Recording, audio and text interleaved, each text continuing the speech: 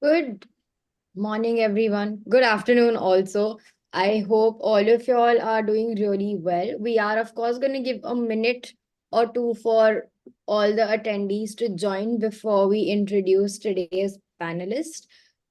Just give us a minute or two before everyone joins, and then we'll get started. Ishtiot.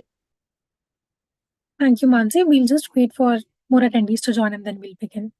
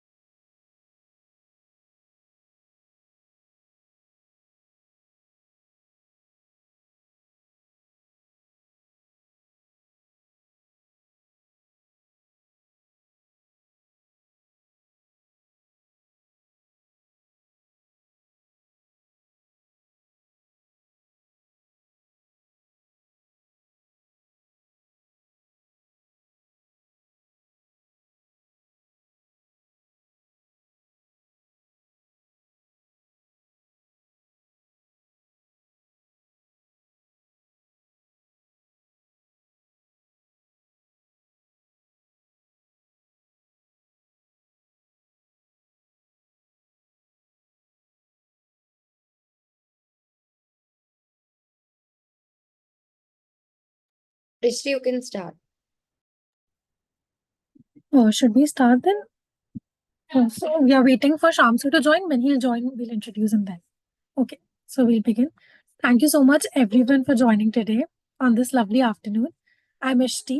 I'm a career coach with Mindler. And today we are here to have a webinar on navigating design, media, and hospitality careers. And we have experts from all across India in our panel today who are going to tell us what these careers are all about, how to pursue these careers, and how these careers are evolving. We're also, apart from this, going to talk about Mindler Scholarship Hunt, which has been specially designed to identify and reward the students across various career domains and give them a launch pad to achieve their dreams.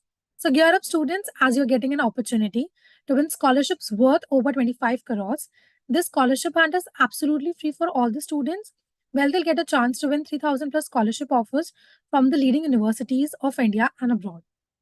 So, before we begin this webinar, I'll just introduce all our panelists for this session today. So, first we have with us Professor Divakar Shukla, who's a Dean in Faculty of Journalism and Creative Studies, Jagran Lakecity University. Professor Divakar Shukla has more than 2 decades of experience in the fields of social and brand communication, new media technologies, and corporate social responsibility with various premier organizations like World Bank, Netherlands Embassy, along with 14 years at world's largest communication organization, Ogilvy. He is also a member of the core team by UNICEF for updating its syllabus on social and behavioral change communication. He holds a master's degree in economics with a specialization in development economics, public finance, and international economics. He is a winner of numerous accolades, including WPB Creme de la Creme Global Award, BP Helios Award, Dalton Penn USA, ABME, and PR Week, and others. He brings with him a deep understanding of the behavior and mindsets of communities and consumers, especially across Asian and Indian cultures, and the application of the same in the field of social and brand management. Welcome to the webinar, sir. Thank you so much. Along with him, we also have Mr. John A. Daly, who is Academic Director, APC at Swiss Education Group. Of Irish origin, John A. Daly is an expert in the field of hospitality education. John has worked with SG for over 19 years in positions such as Dean at Hotel Institute Montreux and Director of Quality Assurance at Swiss Education Group. John earned a bachelor degree in hotel management from GMIT in 1995 and then later a MA in international tourism from the University of Limerick in 2003. He completed a postgraduate certification in higher education from the Open University in 2006 and an MA in education from the University of Derby in 2017. Some of John's achievements include acquisitions of Swiss and international accreditations for 5 schools, delivering the first hotel school in the world to reach the status of Apple Distinguished School. John's areas of expertise include academic leadership, educational quality assurance, process management, faculty training, learning, and professional development. Welcome to the webinar, sir. Thank you so much, Ishti. Thank you for having me. Thank you, sir. Another panelist that will be joining us soon will be Mr. Shyam Kumar. He's an Associate Director, Outreach Admissions and Career Services from Vidyashilp University. Sir holds a postgraduate degree in HR from IIPM New Delhi and undergraduate degrees in History, Economics, Political Science from San Joseph College of Arts and Science, Bangalore. And for today, the moderator for our session will be Ms. Shilpa Singh. Shilpa ma'am is Head Student Engagement at Mindler with 25 plus years of experience in HR training and coaching. Having 25 years of experience in career guidance, life coaching, HR management, and teacher training, Shilpa ma'am brings a holistic purview of the entire education and skill building spectrum from schools to organizations. She has a strong foundation in people management skills and holds a master's degree in psychology. Her expertise ranges from schools to business sectors, passionately delivering career workshops to thousands of students and professionals. Thank you, Shilpa ma'am, for being with us today.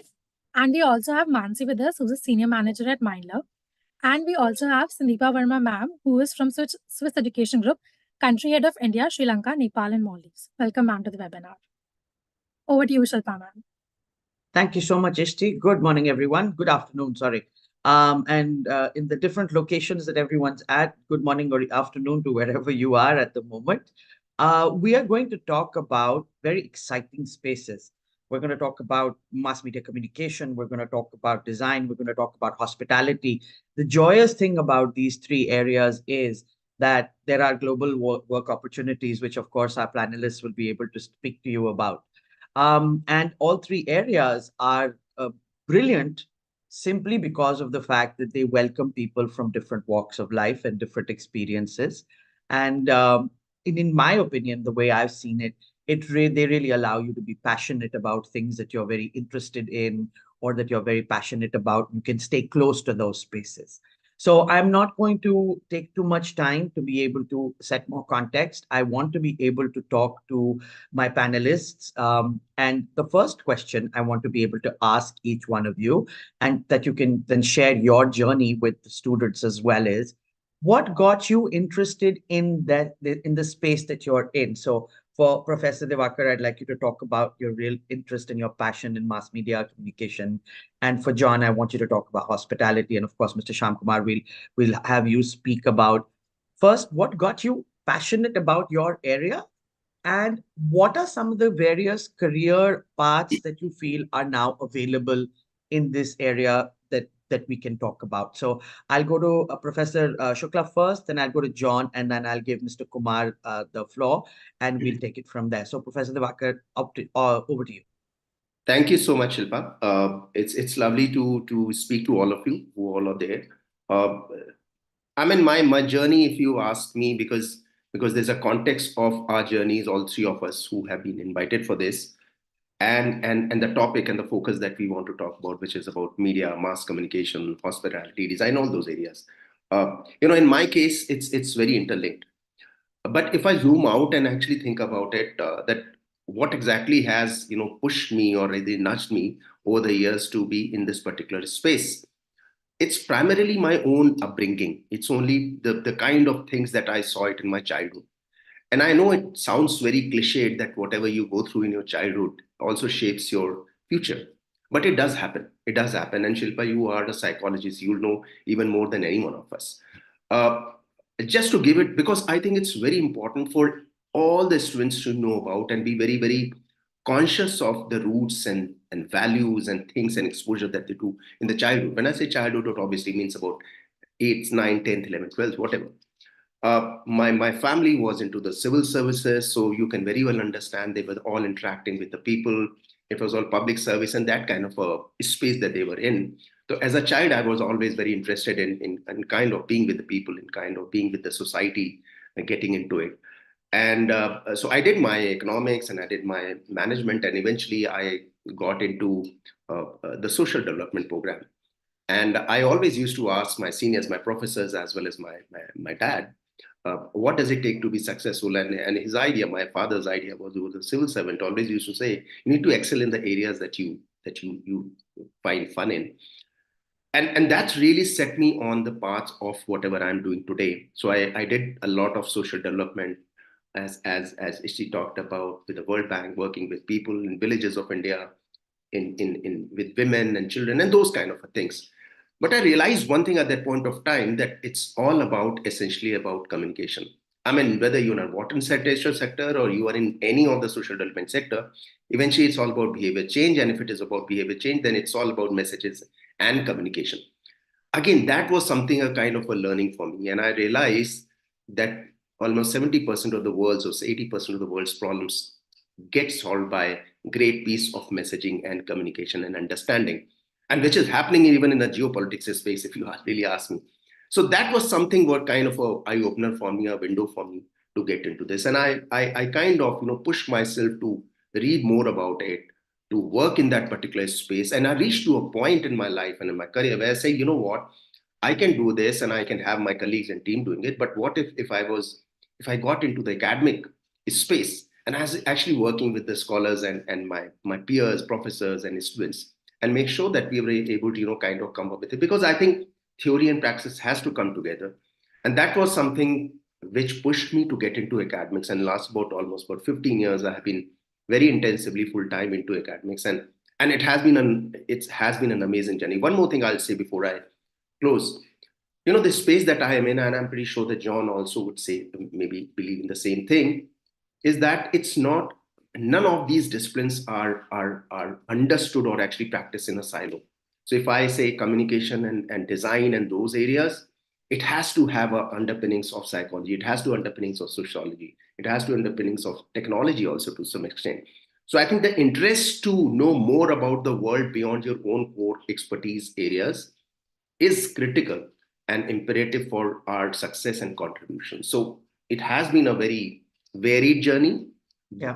but extremely enriching as well. And I feel more empowered today than I would have thought maybe 10 years, 15 years back. So it's been a fun journey as well. Wonderful. So, John, I'll go to you. What got you passionate about the space that you're in hospitality, and what are some of the career options that are there for you as well that you can share with us? Yeah, thank you so much, Ms. Sheep. And first and foremost, thank you for inviting me to this very interesting webinar today. And what a pleasure to share the stage with distinguished speakers like Dr. De Bacar and others, and to represent Swiss Education Group. In your introduction, you mentioned the word opportunity, right? And I guess a lot of our audience today are young people. And, it's opportunity definitely comes to mind. If I was a young person today, it's a great time to be young. It's a great time in the world. There's so many things happening. There's so much change happening. So it's great to have choice, and it's great to have opportunity. And it's great to be attending webinars like this to help you make those difficult choices. Talking about choices, I suppose when I was young, when I was a 17 or 18-year-old, like most people of that age, I wasn't really sure what I wanted to do. And it's difficult to know what you want to do. And I assume today, when there's even more choices, to take that decision is even more difficult. And the nature of our education systems are that in most cases, we're kind of forced to take that very important decision at a very young age. So it's an difficult time sometimes to take that choice when you're not really sure what you want to do. In my case, I suppose I listened to my mom when I was 17, and she said, okay, well, why not do hospitality? And I said, okay, well, why not? Let's give that a go. And it certainly gave me a very good start in life, because it allowed me to build a lot of those kind of lifelong skills. So that put me on a 4-year career path, or 4-year degree path, which allowed me to study in Ireland and do internships and working experiences in places like Paris in New York, in Malta, in Evian, and then back to Ireland, where I worked in the professional sector for about 10 years in food and beverage manager position, catering manager position, and so on and so forth. And after about 10 years working in the professional sector, I guess I had kind of itchy feet again, and I kind of wanted to go back to education. So I decided to do a Master of Arts in Tourism.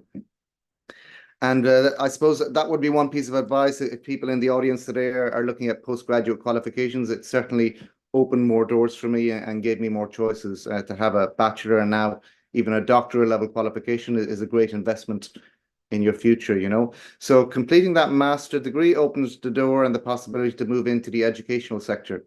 And my background was in hospitality education, and I suppose where in the past and today you find the best hospitality schools are in Switzerland.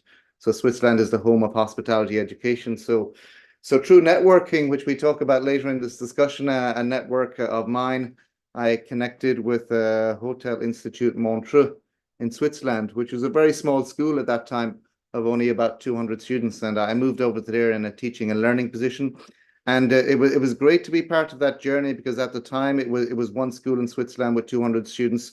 The company grew to become Swiss Education Group, which grew to become the largest and the top ranking hospitality education provider in Switzerland. And we were up to, I don't know, something like 6,000 students, the leading kind of hospitality provider in Switzerland over the years. And as that school, as the company grew, it allowed me to grow and move from a teaching position into an academic leadership position, and to be dean of one of the schools, and then to be quality assurance director for the 5 schools.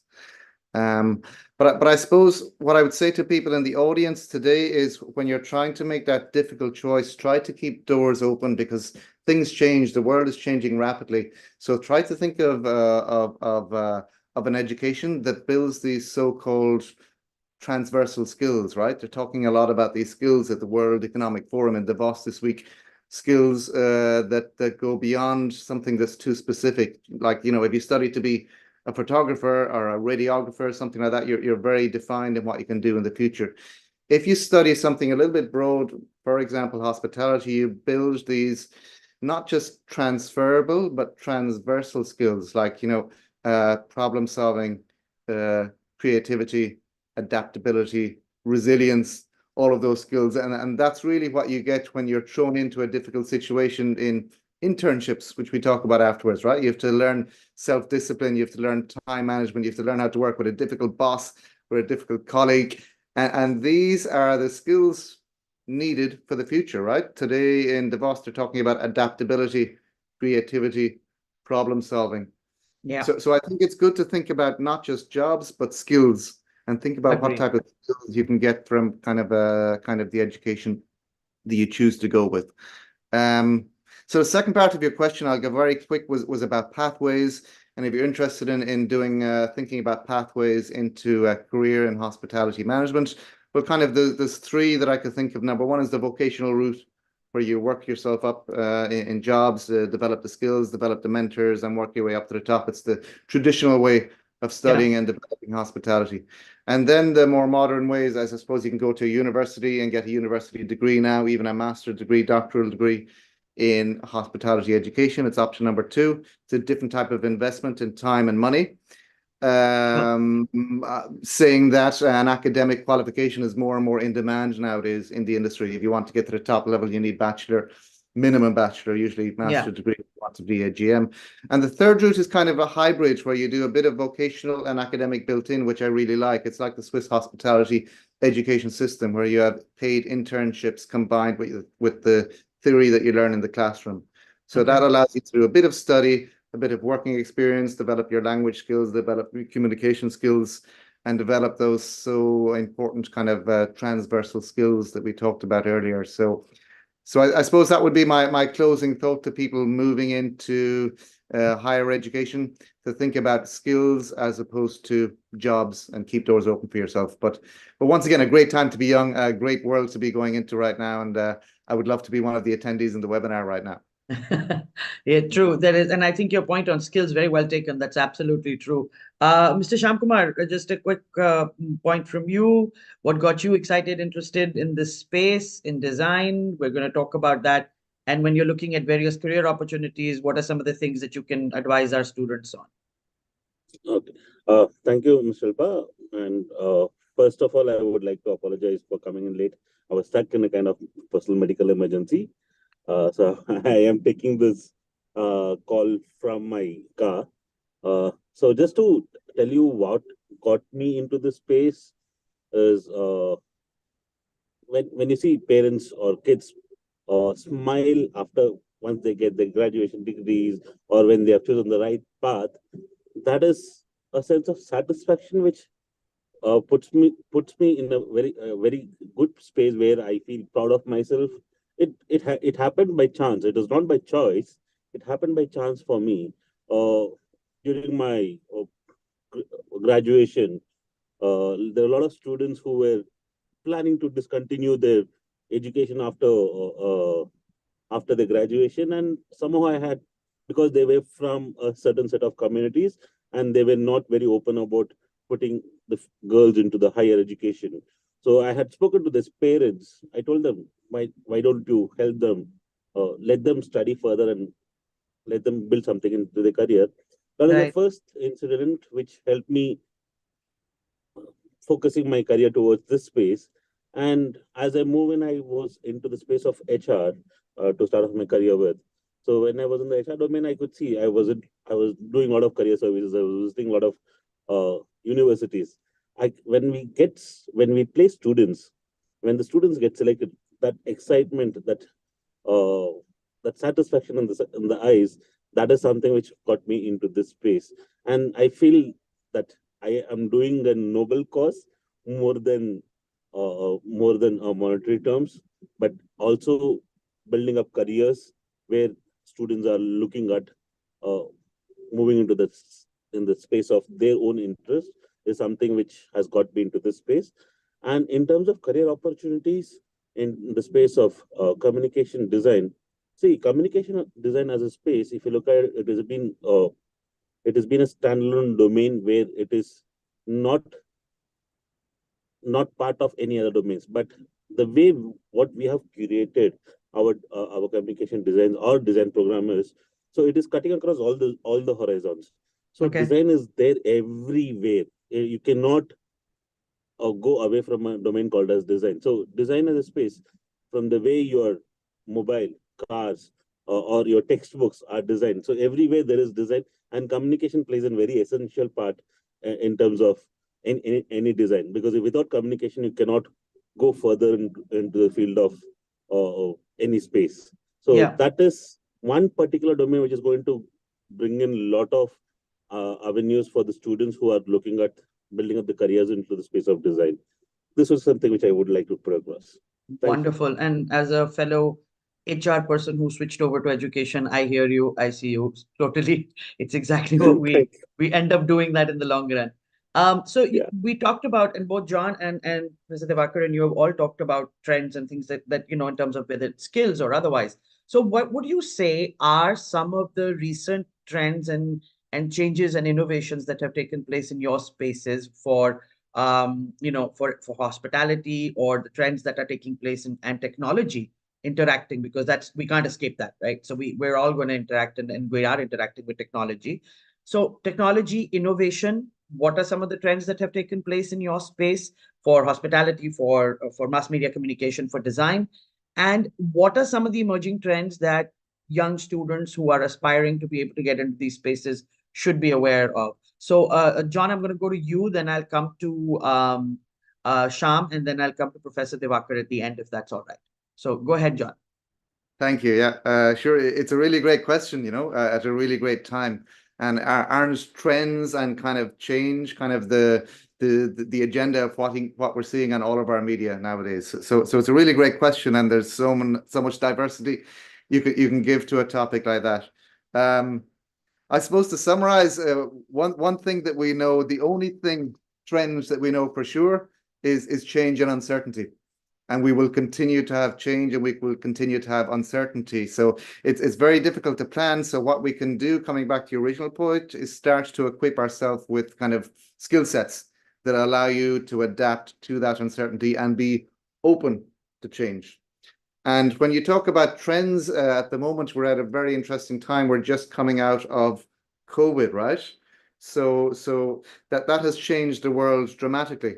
And while some people have adapted really well, others are still stuck in the past. You've kind of got three categories of business mindsets in the world right now. You've got one group of people who can't wait and really want things to go back to the way things were before. Okay, and that group is in a little bit of trouble right now. You've got another group, which is probably the majority of businesses at the moment, who are kind of looking around to wait and see who's going to jump and what's the best one to follow. I don't want to take a risk. I want someone else to take it, and then I will evaluate, and I will see, you know, which choice I will make. And then you've got the innovators, right? The people who are creating their new normal, setting the new mindsets, and these are the people who will drive trends. And it's not just businesses; it will be people who in the businesses who will change those trends. So I suppose in the sphere of hospitality, if you look at the supply side, what is pushing, or the demand side, what is pushing need for change at the moment is two areas. Number one is kind of the labor crisis. So we will have new and innovative ways of recruiting, attracting and retaining talent. And the other idea of, you know, we've got far more educated tourists than we had 20 years ago. People know the difference between a good and a bad experience. And people want personalization, and people will pay money for personalization. So this whole idea of hyper personalization will come in not just into hospitality, but all the other industries, because that's what we can do now with these new technologies, artificial intelligence, so on and so forth. And that's what customers want, and therefore that's what they will pay money for, and that's what will affect the bottom line of your business. Right? So one of the big trends I see coming to hospitality will be integration of technologies, artificial intelligence, to make a hyper personalized experience, where you've got people and softwares who know more about the customer than they know about themselves. Right. You know, technology is there right now to know you've got neuroscience, you've got artificial intelligence, you've got big data. You can know everything about the customer before they come, as long as you have access to the data. You can know their favorite food. You can know their favorite type of pillow. You can know what type of time of day they like to exercise, where and how do they like to work. So how you can build a completely customized, personalized experience for that person. You can know the price that they're willing to pay at that moment in time. So how valuable can that information be? So the whole idea of hyper personalization would be a major trend. The whole idea of a hospitality ecosystem where you come to stay in a room and eat food and beverage and go away, those days are finished. People want a lot more from a travel experience nowadays, and people aren't purchasing products anymore, they're purchasing experience. And the whole idea of long stay, where you live in that environment, you can work, you can stay, business and leisure, all of that stuff will be part of living in a hospitality ecosystem in the future. And I suppose the third thing would be kind of the green revolution, right? Sustainability, all of that. If you look at jobs in LinkedIn today, 3 of the top 10 jobs growing in the fastest are green related. So the environment, sustainability, all of that type of stuff. But I suppose they would be the mega trends driving hospitality at the moment. Hyper personalization, the introduction of artificial intelligence, and therefore the whole creates the whole need for young people today to think about transferable skills and reskilling. Jobs are going to change, so the need for skills. So you need to already put in your mind what you're going to do today. You're probably going to have to reinvest in yourself in another 4 or 8 years so that you keep yourself current and up to date. But again, a fascinating time to be going into the world. So much opportunity, great time. I completely agree with you. You're right. It is a fascinating time. And I like what you said about the fact that it is about knowing your customer before you get to them. That's very interesting. Sham, your thoughts? Okay, when I speak about the thoughts, it's an extension of what John has spoken about. So he spoke about change and adaptability. So with change, which is constant, we come up with adaptability, And also there is an extension. We take it as an opportunity. That Right. is the next step where we look at in terms of the trends. So pre-COVID, if I'm talking about a domain called as data science, they were around, it was a study that was done by Dell Technologies. There were around 97,000 vacancies which was left vacant only in India. Yeah. Imagine the scope which is into that particular domain. So if I'm talking about trends, pre-COVID to post-COVID, yes, there was a change of COVID, and post-COVID, there has been a lot of opportunities in the space of digital arena. So there are a lot of digital businesses which has come up, and India, which is known of again and known for a startup world. There are a lot of companies which has come up into the startup domain. This is one particular trend which I've seen where people have moved toward digital spaces. Right. There were days where we used to go to movie halls or shopping malls to shop. Nowadays, we don't even do that. We sit at home at the comfort of the mobile and we do everything by a click of the mobile. So that is a space where we are moving into. We are trying to digitize, and the trend is moving more towards digitization, whether it is with respect to shopping or in the field of education or in the field of technology. We are moving. Our trend is moving more towards digitization. This is what my point is. Perfect. So I'm going to kind of piggyback off of that from what John also said in terms of hyper personalization. And I think in design also, there is almost like this change in the demand that the consumer has of having a very hyper personalized design for themselves, for their products, whatever it is that they're doing. So those two are kind of dovetailing. Professor Divakar, what about you? Your thoughts when it comes to trends and in terms of technology and innovation that you're seeing, and what are some of the emerging trends that students need to be aware of when it comes to mass media communication? Yeah, interesting. In fact, I was listening to John. I think very interesting. In terms of, because he brought in that sustainability angle to it, and I think that's a very critical part of it. And honestly, as again, Shilpa, I'll come back to you because you are a psychologist. That's why I'm kind of coming back to you. The behavioral sciences obviously say that if the contexts are not there for anything, people don't change. So you need to have a context of something, relatability, what we call it. But coming back to the point of technology and the trends, in fact, one of the biggest, I would always say that one of the biggest shortcomings of human race itself, if you look at it, and this is not just about today, it is also in the past. The biggest shortcomings is that as professionals, as people, we lack this ability to understand the enormity of this exponential function. An exponential function, or exponential growth, or exponential curve, as many times people say, essentially nothing else but the rate of change which doubles up. And there's a kind of understanding that every 2 years this rate of change changes dramatically. In fact, if you look at technology, it changes so fast that we are unable to cope up with it. So I think it's very, very important for young students, professionals in making, and including all of us, to understand what this rate of change is and where exactly the biggest changes are happening. Right. That's the most critical thing. And this is not just about mass communication. Look at it in any domain, whether it is energy, whether it is about technology, it is related to the health sciences, everywhere it is happening. So it is imperative that this kind of a change would also impact the creative industry, so the mass communication or design and a whole lot of other industry. And I think from that context, AI has obviously emerged as the biggest creative disruptor as of now. Yeah. And people have been talking about, and this is a kind of a window for all the young students who actually want to be in the space of creative industries or work in the creative industries and different domains, to understand that by the time you will be hitting the market, by the time you will be joining the organizations, the world would have changed completely. And in fact, there's always a threat which all of us at the universities and colleges talk about it. Whatever we are teaching you today in our universities, is it going to be relevant by the time you reach the working space? So we have to be very, very conscious of that. Whatever we teach you should be relevant 5 years, 10 years, 20 years down the line. Obviously, there will be changes. So that's number one, the creative disruption that I'm talking about it. And the creative disruption is not to be feared, honestly speaking. And AI, as John talked about, the AI part of it, or regenerative technologies part of it, also related to a whole lot of algorithms which are coming up in terms of the way we are shaping up our processes. But it is something that you need. It's very simple, honestly, if you look at it. And all of you, especially the youngsters, are very savvy when it comes to technology. What you also need to understand is That technology would keep on changing. But then there are processes which you're learning as of now and you learn in the universities, which have to be nurtured very, very well. Because the basics does not change. Why? Because the humans does not change in terms of the way that human race is. We evolve, but the basics always stay the same. So don't get digress from the fact that technology has come in. So, okay, the jobs will go out.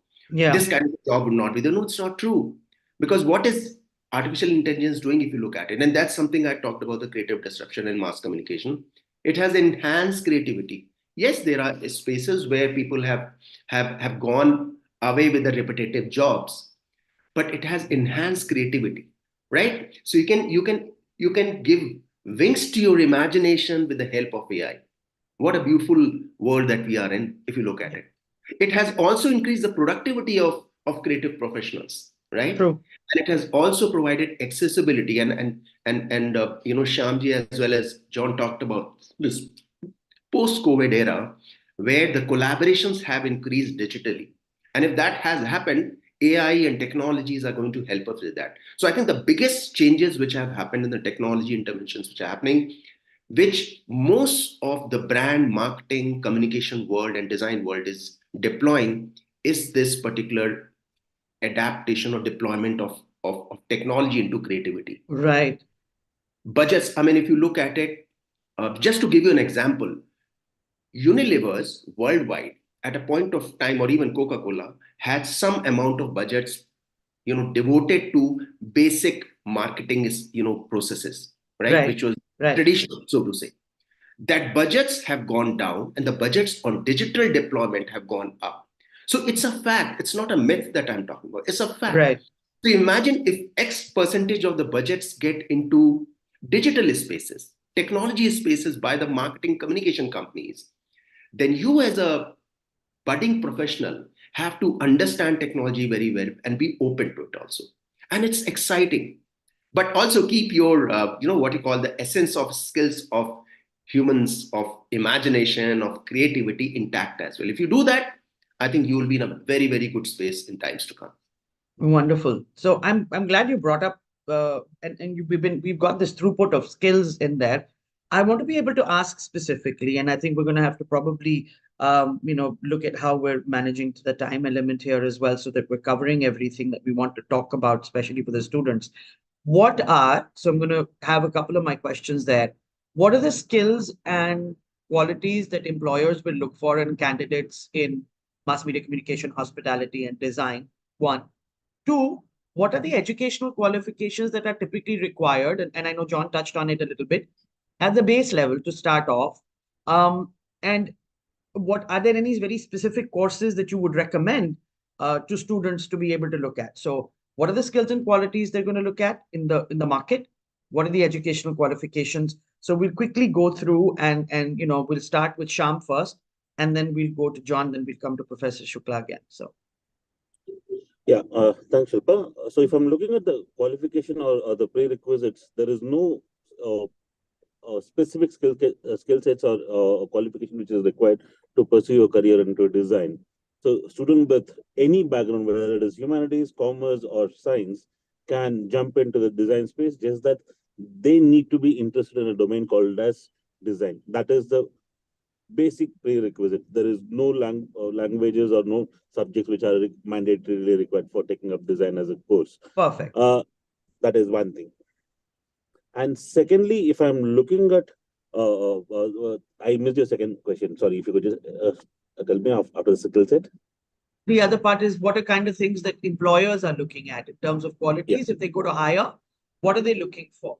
Sorry, I've got. So when they go for career services, when they go for placements, any educator, they look at what can you bring into table is what an company would look at. If I am looking for a person for my creative team, they would look at what new ideas, what new creativity would somebody would get into my table, and how it can help my organization grow. That is a major part which any employer would look at if I'm looking at this space. Brilliant, John. Thank you. I'm conscious of time and I'll go fast. Interesting question, because I did a piece of research on that exact question myself a couple of years back, and I looked at hospitality and skills and what they need, and if hospitality schools are actually preparing people for industry. And in a lot of cases, we're not, because we're focusing too much on hospitality studies and not enough on those real world transferable skills. But what I found was the two most important skills that hospitality leaders in the global sample that I surveyed were number one was leadership, and number two was problem solving. But a resounding message that came across all of the other comments in kind of the qualitative part of the survey was this whole idea of passion. And that was something that we discussed at the beginning of the discussion today, that people can sense and feel that passion.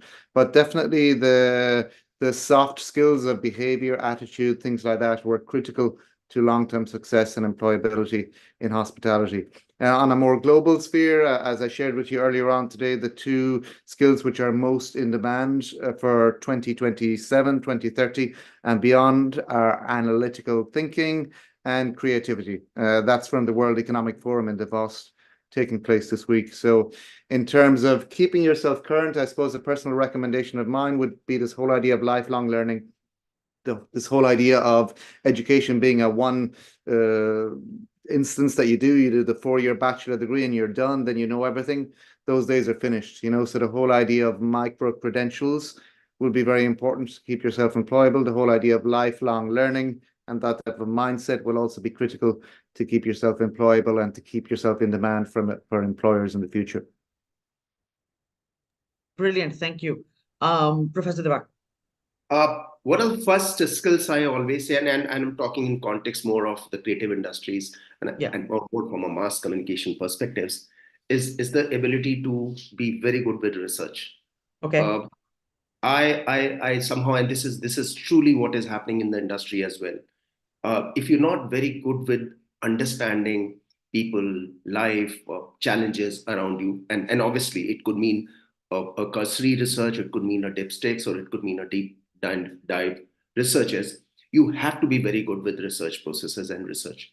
Because if you're good with the researches, I mean, as in a skill, you would have a great ability of actually extracting the insights or the juice of that particular research.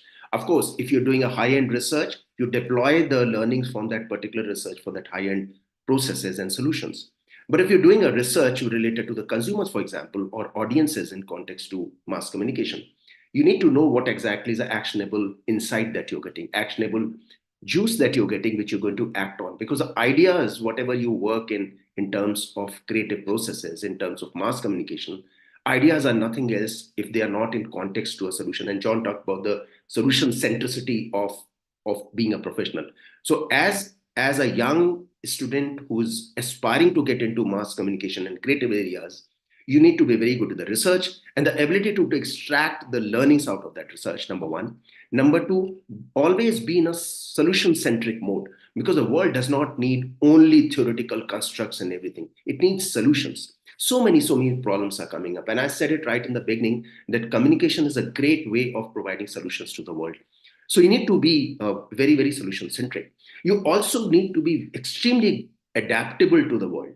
Because you know what, the degrees would tell you something. Of course, they're very, very important. But how do you adapt to the world and the different situations? I think that's another skill you need to have. Obviously, as a degree program, when you do it, you do get the functional skills. You do get the production skills, for that matter, in the mass communication in that space. And I would say the last thing in terms of the skills, I mean, there could be many if you ask me, honestly. And also, creative industries require deadline orientation as well. Be very particular with the deadlines, because if you're not very clear of this is when the thing has to be delivered on, I think you lose out on it. But the last skill, which I'll say, which often we talk about it, but we never focus on it, is your writing skills.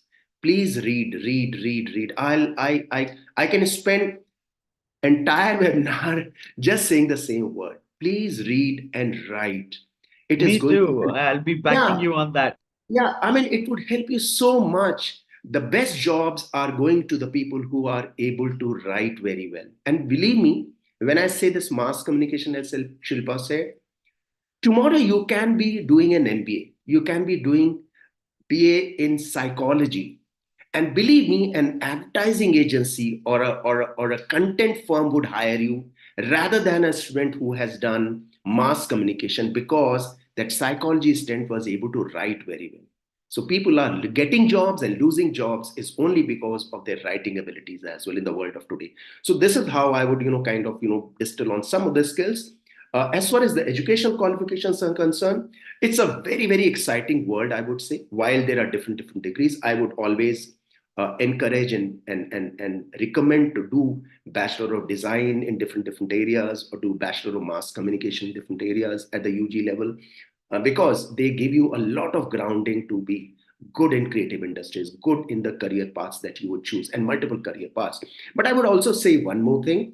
Tomorrow, if you opt for, say, for example, BA honors in sociology, and you want to get into creative industries, that's why I say the word is beautiful, is because you would have the pathway open for that. Of course, the ability to connect the different things multidisciplinary, as we talk about, has to be there, and I think you can groom yourself in. It's very simple, honestly speaking, right? So degrees are there, skills, you know what the layouts is, and I think if you just work on it everyday basis, small steps as we call about it, I think you'll be in a good space. Superb. Thank you. And I'm glad everybody's brought up these skills, specifically problem solving. I always tell students that, nobody pays you to be able to state a problem. You have to be able to come in with a solution orientation to say, okay, these are the solutions. If only we got paid to just state problems. What fun. So when we're looking at industry, and now with young people, they are online, they're spending a lot of their time on social media. But there is an element within that as well, which is important that we might want to think about. How important in your different areas of work do you think both networking and internships are, in terms of building professional connections or practical experiences? Or, can you share about internships or specific areas that students or professionals, aspiring professionals, should be looking at? Or how important is networking? We got communication, we got problem solving, analytical thinking, being able to look at technology and embracing that. But if we go down to the brass tacks, how important would those be? So I'm going to start with John, then I'm going to come to Professor Shukla, and then I'd go to Shamini. Go ahead, John. Yeah, again, a great question. I can't emphasize enough to the audience today how important that is in all businesses, but especially the hospitality sector. Absolutely critical. This whole idea of people and partners and partnerships. And the one thing that I've learned, probably one of the biggest things that I've learned in my career is the value of people, relationships, and partnerships. No one person knows everything. No one person is good enough, and no one entity, no one business is good enough to do everything. All of the world leaders, all of the innovators are doing that through partnerships. And you have a lot of research. Professor Divakar was talking about the importance of research in his previous piece. There's a lot of research about this whole idea of collective intelligence right now. Collaborative intelligence, the whole idea of sharing knowledge and knowledge being ubiquitous, anytime, any place, anywhere. And when you can forge those strong and meaningful and trusting partnerships with people, with organizations, that is where you can make the transformations. That is where you can become the innovator. That is where you can kind of make a difference to your own organization and to the world around you. And kind of amazing things can happen when you do that. So I cannot emphasize enough how it's important for young people to invest their time, and not just in their education, but in their network around them, through their internship or through clubs, societies, groups, opportunities to volunteer. Just go out there and shake hands, or go on the web and build your electronic profile. How many people in the audience today have a LinkedIn profile? How much time do you spend investing in that profile? We spend so much time in our education systems learning about investing in other things, the stock exchange, the balance sheet, the profit and loss account. But how much time do we think about the most important investment, which is ourselves, and investing in our networks and in our people? And for me, you mentioned the other part of the word, internships. It's a great investment of time. It's where you get thrown out of your comfort zone. It's where you're put into difficult situations, and that's where you learn, right? You don't learn when it's easy. you learn when it's difficult. So when you've got the difficult colleague, the difficult boss, where you're physically and emotionally tired and pushed outside of your comfort zone, that's where you develop, that's where you learn, that's where you change. It's where you develop those lifelong skills. So those two words alone, internships and partnerships and networking, so important to keep yourself employable, current, in the future. And thank you for the great question. Wonderful. Thank you. Professor Divakar. Yeah, it's absolutely, it's very important to do internships. Actually, it's the most unique way. And in fact, just before the internship part is the networking part, and I think John extremely beautifully said about this collective intelligence part of it. And I think more and more the world is going to kind of evolve and change the way that we are seeing more and more shared platforms and collaborative attitude has to be built in. And because yeah, he's absolutely right that no one individual can actually kind of change the world. If you look at it, I mean, many of you would be in your school itself would be studying some of you may be studying economics as well, and commerce as well. So there's always a theory of comparative advantage, right?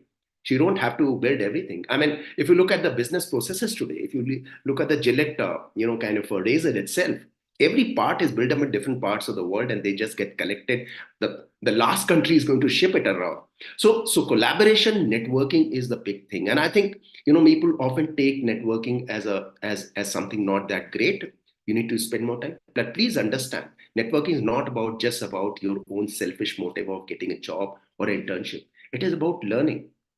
You go to a railway station in India, you go to an airport in India, you go to a marketplace in India, and you go and just observe people and meet up with the people. You'll come back, literally like you as if you have spent about 10 or 12 classes in a school or in a university. That's what the learning and networking gives it to you. So please do that, because you'll test yourself, you learn skills of how to behave in a public space, how to behave in a group as well, and know people very well. And knowing people does not mean hi, that's it. No, knowing it, engaging them in some conversations on issues as an possible for you. So I think networking is absolutely critical for any industry, also for the creative industries as well. For the internships, I think it is very critical. At very early age, you should start doing it. The best of the school graders, people who are doing internships, smaller internships, are the ones who get the best universities as well, by the way. They also get the best careers. Now, there are two kind of internships that you will aspire to do. One is obviously focused on the core career choice areas that you want to get into. You want to get into hospitality, you do an internship there. You want to get into design or mass communication, whatever. Other is, I would call it, for the sake of ancillary internships. Please go and intern with a childcare organization. Please go and intern with, John talked about sustainability, with an environmental organization. Please go and intern with traffic police and do something around it, because those are the skills which are going to come back and actually propel you and elevate you in your own chosen area of careers. It's very, very critical. So please keep on doing, and don't look for the biggest of internship. Why do you do internship? Internship you do is to learn the processes and get exposed to the real work world, right? So you don't have to immediately say, I'm going to do a United Nations internship. Yeah, you can, of course. You can go and become a United Nations volunteer, but also do it with a place which gives you and pushes you to learn as much as possible. I mean, this is how us three of us are here. We have done internships. I mean, you laugh at the kind of work that we used to do when we were interns in our college days. But we have learned it so well that today we feel empowered that I don't have to do that process now. I have already done my bit when I was interning. Today I can tell somebody, this is how you need to do it, because I have already done it myself. So I think internship is critical, please, and it's very enjoyable as well. Boy. It will get you away from your home and actually test you how exactly the world behaves. And you'll see all, sides of life, good, bad, ugly, everything coming in front of you, and you'll be a very stronger person. So please go ahead and do some internships. I'd be very happy through Mindler, through Shilpa, get you many of the internships that you want to. I mean, schools are amazing spaces to learn. So go ahead. Sham. Professor Divakar has covered most of the parts. So if I have to put in a very subtle manner, internships and networking would be the raw materials which is been used to make your final product. Your final product could be wherever you join, you start your career, then becomes a product development at a later stage. So internships basically will help you with how to understand how an organization would function, what are the different functions, how an corporate setup would work is something Right. which you would understand from an internship. But when it comes to networking, it is not only with respect to your personal uh, when I say personal uh, point of getting into a job or personally growing, but then to get a better knowledge and understanding of what the world is around. So that networking helps you in this way. So internships and networking both play a very important role. And if you are well connected, it might help you. It will help you at some point or other point of your life. Or not with respect to your own personal thing, but in some other way, it will help you.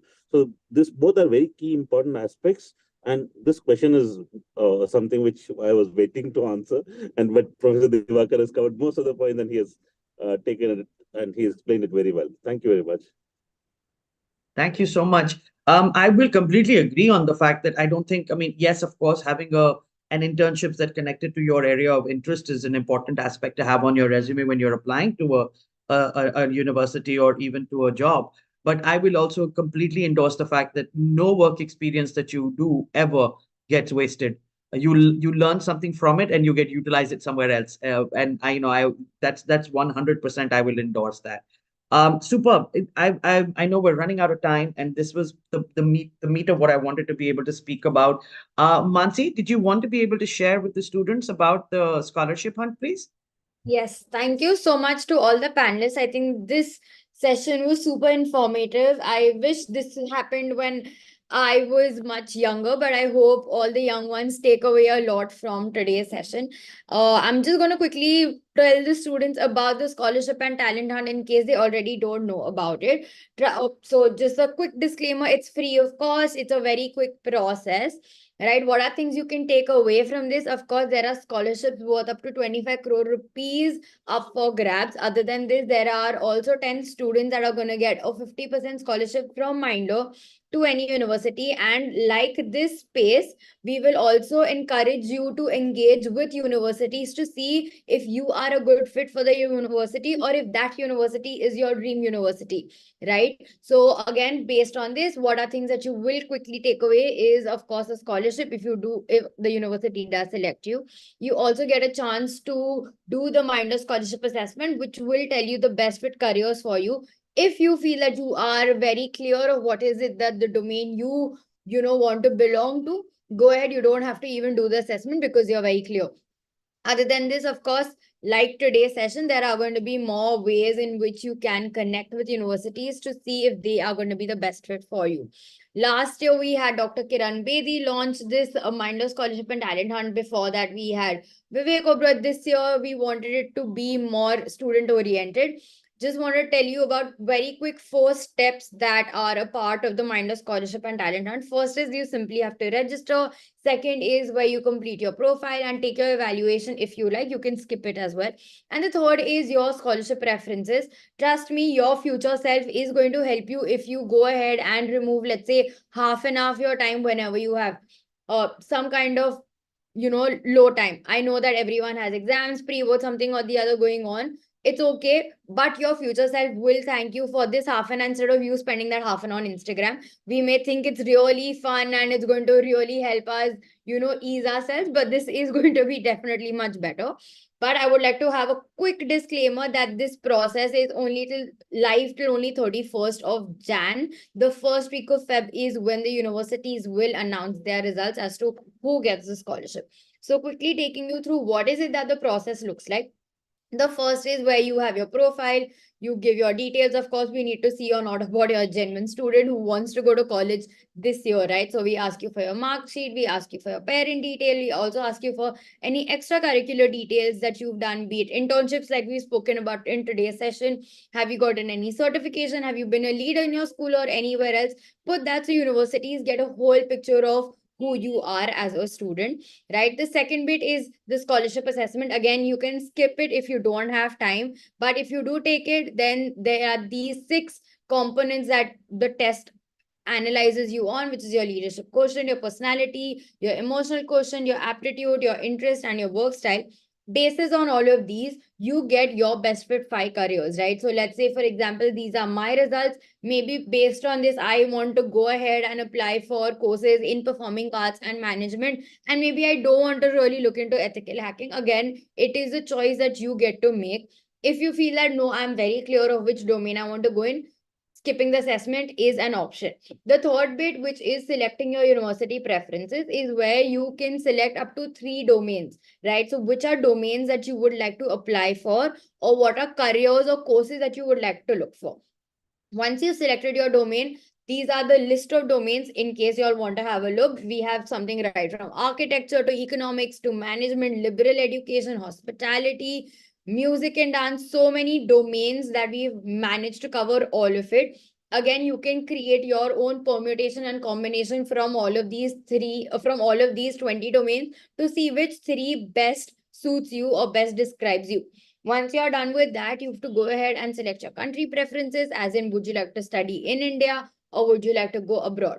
Now, after that, you will see a list of all the universities and all the courses they offer in that particular domain, right? Once that is done, you can go ahead and select.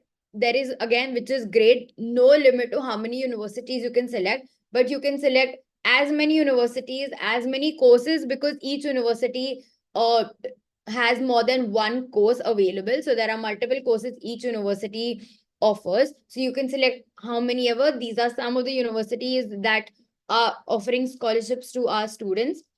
Basis that, what is your last step is for you to clear or to select your preference, as in which is your number 1, which is your number 2, which is your number 3, and that's about it. Just one quick announcement is that once you've submitted your preferences, there is no way for you to go back and change it.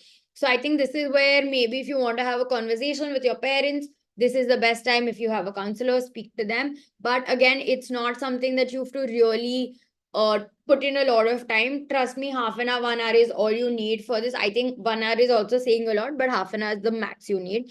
Once that is done, you'll get this screen of which universities you want to get in touch with, right? So let's say you're available on weekdays, you're available on weekends. What is a time slot that's suitable to you?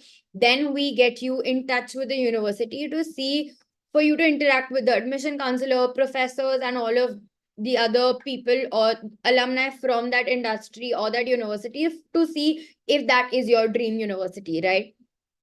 It makes me super happy to share some conditional scholarship offer letters with you. The reason why I say it's conditional is that you may have received a scholarship, but you still have to go through the entire admission process of that university. So let's say, for example, Prakriti received 100% tuition fee scholarship to Atria, but if she can't crack the admission process, then she cannot avail the scholarship, right? On the other side, there is Adarsh, who got 75% scholarship to Amrita. He was able to crack through the admission process, so he was able to avail that 75% scholarship, right? This is very quick. That, trust me, it won't take more than half an hour. Again, your parents will be much more happy if you get a scholarship. Trust me, we all know, we've all faced the burden of a hefty student loan or educational debt or all of those. So that's about it. In case you don't already follow us on Instagram or LinkedIn, do make sure to do that. I am also going to share my email ID in the chat in case you have any questions about the Mindler Scholarship and Talent Hunt. You can reach out to us at any point of time and we will be more than happy to help you out. That's my bit about the Mindler Scholarship and Talent Hunt. And back to you, Ishti. Thank you so much, Yamansi. Before Ishti goes ahead and closes the session, thank you so much, John, Professor Devakar, and Sham. Thank you for taking the time to speak to us and share your insights and be able to give the students the right direction in terms of how they can start building. Very important, valuable points that were said. And for both Mansi and Ishti, if nothing else, Mindler teaches you how to talk fast, no? So we learn in time to speak through. We know how to talk faster than anything. All right, great. Ishti, over to you. Thank you so much, ma'am. So thank you, John sir. Thank you, Professor Devakar sir, and thank you, Sham sir, for joining us today and for this insightful webinar. And thank you, Shilpa ma'am, for leading and moderating the whole webinar and giving us your insights. And thank you so much, Mansi, for giving us a brief overview of the Mindler Scholarship Plan. And thank you to all the students who joined in and tuned us today on a Sunday for us. So thank you, everyone. We'll end this webinar here. And you can Thank always reach you. out to us on the ID given by Mansi if you have any queries. Thank you. Thank you so much. Bye. Thank you very much, everyone. Bye-bye. Bye-bye. Have a Thank good you. Thank Sunday. you. Thank you very much, everyone. Bye-bye.